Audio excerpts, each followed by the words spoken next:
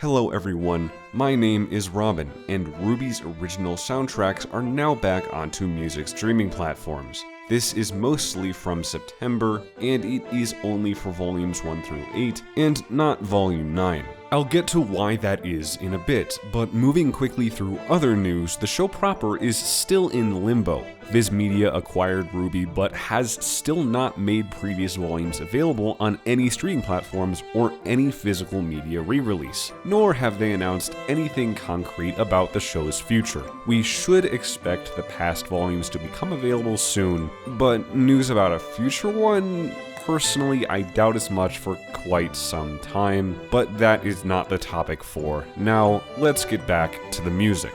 First, why only the music for volumes 1 through 8? Why not volume 9? The simplest answer is that the volume 1 through 8 music belongs to Jeff Williams, and the volume 9 music belongs to Casey and Martine. In Casey's words, to put it simply, that soundtrack is a completely different situation, and it is taking much longer than we had thought it would to get that music back up. And Casey more recently said, the re-release of this soundtrack is not under my control in any way, referring to volume 9. So I've been having to wait patiently with all of y'all as well. I'm sorry, I hope it's back soon, for both our sakes. Also, only the vocal albums are coming back on for now. The musical scores are not back yet, and as much as I personally love the musical scores, I understand not nearly as many people are into them as the vocal songs. Also, Jeff Williams has re-released his soundtracks for Laser Team and the music he contributed to Red vs. Blue on streaming as well, so you can go listen to those on streaming platforms too.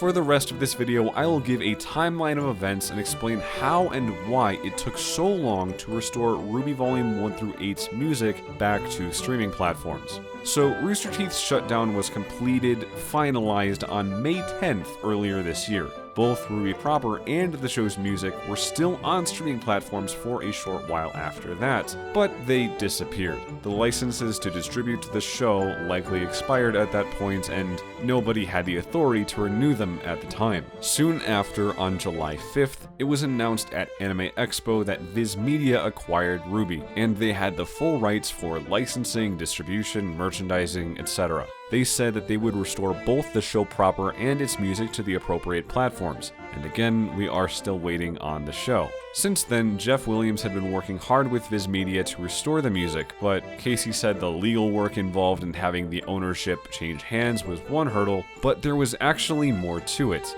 In layman's terms, someone stole their music.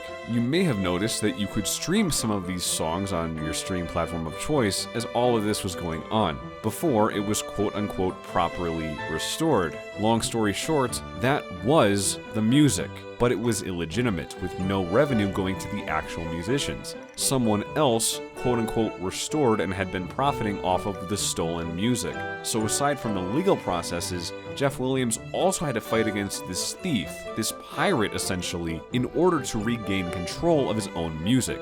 Enter DistroKid. DistroKid is not the pirate. It is a music distributor, one of many music distributors that musicians use to put their product onto various platforms, whether it's Spotify, Apple Music, YouTube Music, Instagram, TikTok, etc. Someone managed to trick DistroKid into thinking they owned RWBY's music, and they were re-uploading it to various platforms under the names like the Williams Archive. Jeff Williams learned that the thief was doing this, and he couldn't use DistroKid himself to get his music back out there until he could convince them that he was the rightful owner of the music. But for a time, DistroKid was not listening. Fast forward to Monday, September 9th. The Williams family goes public to pressure DistroKid into making things right. In an Instagram story, Jeff Williams said, "Dear DistroKid, I'm really Jeff Williams, unlike the pirate that you're harboring. Release my stolen ISRCs." As a quick note, ISRC stands for International Standard Recording Code. Basically, this pirate stole the codes, the metadata, identifying and belonging to all of Jeff Williams' music. Casey Lee Williams reposted her father's story with the message, "This post is being directed at DistroKid because they are refusing to release the ISRC codes that rightfully belong to my dad, and they've let a pirate use them on their platform to release stolen music. Even though the pirated music is currently down, he's still unable to do anything without these codes. He has been trying to get their attention and get this fixed, but to no avail. Without going into a ton of detail, all you need to know is a lot of the music that you want back in your ears is currently being withheld due to this issue. Please reshare this if you can." And so their followers did. September 10th, the next day, Casey followed up saying, "Y'all, thank you so much for participating in this. I think it helped out a lot. As always, stay tuned for more info, but thank you, thank you, thank you." After added public pressure, DistroKid, the distributor, listened to them. Jeff Williams posted on Instagram 2 days following that, saying, "Thank you for your support. You helped us get the attention we needed. We are working with DistroKid and getting the problem resolved. Music returns soon." He also said, "You might see some singles come and go as some of my sleuthing experience required test uploads. Don't freak out. Albums will replace singles, so get some rest.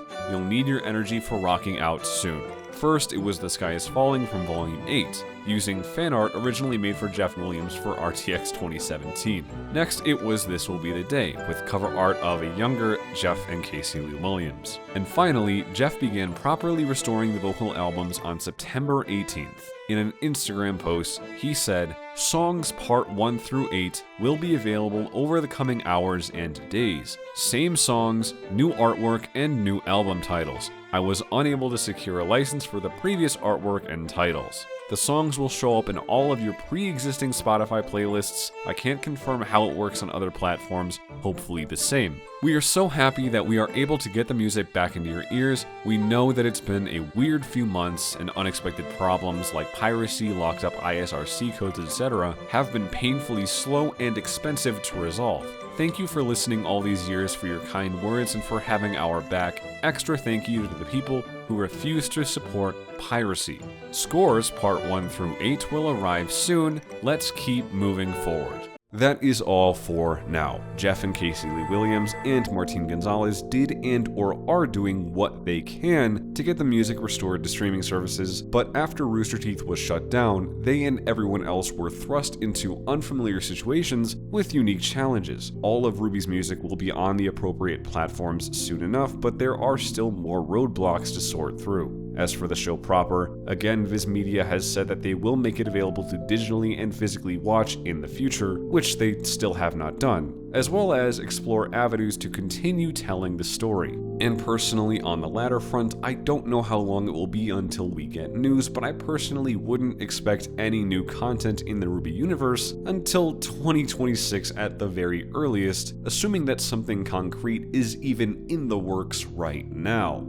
I'm sorry for the delay on this news. A lot of what is in this video is old news except for that one tweet from Casey Lee Williams, but I was rather busy when all of this was first coming out and I did not have the time to make a video. Over half of this was recorded back then, and I decided that it was best to shelve it since even now Volume 9's music and the scores are all still in limbo. The music is not definitively all out. As always, I will continue to make RWBY news videos as more information comes to light about the soundtracks, about the show proper, etc. So like and subscribe for that.